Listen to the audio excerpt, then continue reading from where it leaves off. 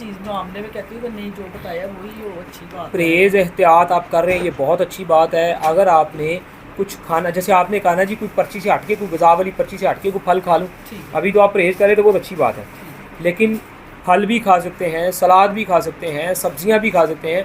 बहुत सारी चीज़ें ऐसी ज़िंदगी में हैं जो इलाज में जब आप बहुत बेहतर हो जाते हैं तो आप और भी कुछ चीज़ें खा सकते हैं। लेकिन तरीक़ाकार ये है बिल्कुल। कि आप उस चीज़ को, जो आपने अपनी खाना खाया, अपनी परहेज़ वाली, अपनी मतलब परहेज़ी खाना खाया और दवाई खाई, वो आपने खा लिया, ठीक। उसके ठीक 3 से 4 घंटे बाद जाके कोई नई चीज़ खाएं। अच्छा। ठीक। मसला आज दोपहर में आपने बिरयानी खानी है, ठीक है। ठीक है जी, तो आज दोपहर में मिसाल आपने सुबह दवाई खा ली और अपना नाश्ता कर लिया, सब कुछ ओके हो गया, दोपहर तक आप ठीक ठाक हैं। ठीक है। हाँ। अब दोपहर में आप दवाई ना खाएं, सिर्फ पहले वो बिरयानी जो बनाई है घर में मिसाल के तौर पे उसे खाएं, खाएं। ठीक है। और उसे खाने के बाद देखें को आधा घंटा, घंटा, 1.5 घंटा, ठीक है, बिला वजह रहता सलाद बोतल एक्स्ट्रा चीज़ ना लें, वो खाली एक बिरयानी सिर्फ खाएं, ठीक है। वो और वो देखें वो 1 आध घंटे में आपको सुकून दे रही है, आसानी से हज़म हो गई है।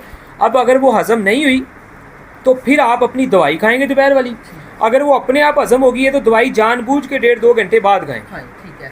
ठीक है जी, तो दोनों सूरतों में पता चल जाएगा बिरयानी ने क्या किया, और बिरयानी ने अगर गड़बड़ की, हमने दवाई खाई तो उसने क्या उसे संभाल लिया।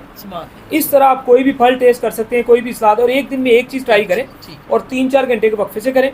जब वो चीज़ खाएं तो आगे 2-3 घंटे मजीद फिर कुछ ना खाएं, ताकि वो देखें आपके साथ वो चीज़ क्या करती है। तो इस तरह ज़िंदगी में सिर्फ इलाज के दौरान नहीं, इलाज के बाद भी आप इस तरह सोच में के चलेंगे तो सारी ज़िंदगी से मैदा ठीक रहेगा, सेहत बहाल रहेगी, और बिला वजह दवाइयाँ नहीं खानी पड़ेंगी।